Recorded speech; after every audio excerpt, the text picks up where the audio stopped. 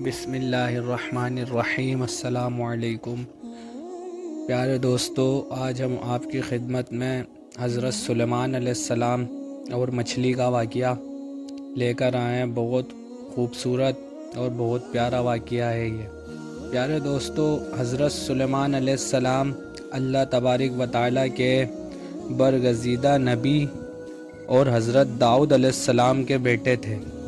حضرت داؤد علیہ السلام کی طرح اللہ تبارک و تعالیٰ نے حضرت سلیمان علیہ السلام کو بھی بہت سے معجزات عطا کر رکھے تھے۔ آپ جانوروں کی بولیاں سمجھ لیتے، ہوا پر آپ کا قابو تھا۔ آپ علیہ السلام کی سب سے بڑی خصوصیت یہ بھی تھی کہ آپ کی حکومت صرف انسانوں پر نہیں تھی بلکہ جن بھی آپ کے تابع تھے۔ حضرت سلیمان علیہ السلام نے جب دیکھا کہ اللہ تعالیٰ نے ان کے لیے دنیا کو وسیع کر دیا اور دنیا ان کے ہاتھ میں ہو گئی، تو کہنے لگے، اے میرے معبود، اگر مجھے اجازت دے کہ میں تیری تمام مخلوقات کو پورے سال کھلاؤں، تو اللہ تعالیٰ نے ان کے پاس وحی بھیجی کہ تو اس پر ہرگز قدرت نہیں رکھتا۔ پھر درخواست کی، یا الہی صرف ایک ہفتہ۔ پھر جواب ملا کہ تو اس پر بھی قدرت نہیں رکھتا۔ پھر درخواست کی، یا الہی ایک دن۔ فرمایا، اس کی بھی قدرت نہیں، اس پر بھی قدرت نہیں رکھتا۔ پھر درخواست کی، یا الہی ایک دن۔ فرمایا، اس کی بھی قدرت نہیں رکھتا۔ بہرحال اللہ تبارک و تعالیٰ نے ایک دن کی اجازت دے دی تو حضرت سلیمان علیہ السلام نے تمام جنات اور انسانوں کو حکم دیا کہ وہ تمام کے تمام ان چیزوں کو جو زمین پر حلال ہیں، یعنی گائیں، بیل، بکریاں، دمبے وغیرہ، اور ان تمام کو جو جنس حیوان میں سے ہیں، یعنی پرندے وغیرہ، جب وہ جن و انس ان چیزوں کو جمع کر لیا تو اس کے لیے بڑی بڑی دیگیں تیار کی گئیں۔ پھر ان جانوروں کو ذبح کیا گیا اور ان کو پکایا گیا، اور ہوا کو حکم دیا گیا کہ کھانے پر چلے تاکہ خراب نہ ہو۔ پھر کھانوں کو جنگل میں پھیلا دیا گیا۔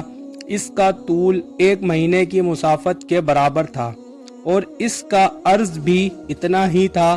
پھر اللہ تعالیٰ نے حضرت سلیمان علیہ السلام کے پاس وحی بھیجی، اے سلیمان علیہ السلام، تو مخلوقات میں سے کس سے دعوت شروع کرے گا؟ حضرت سلیمان علیہ السلام نے فرمایا کہ میں دریا کے جانوروں سے شروع کروں گا۔ تو اللہ تعالیٰ نے بحر محیط کی ایک مچھلی کو حکم دیا کہ وہ حضرت سلیمان علیہ السلام کی ضیافت میں سے کھائے۔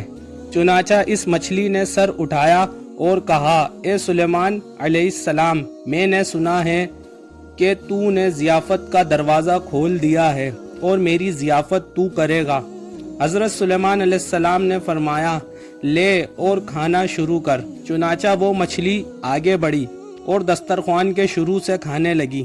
مچھلی نے اس قدر کھایا کہ ایک ہی دفعہ میں سارا کھانا صاف کر دیا۔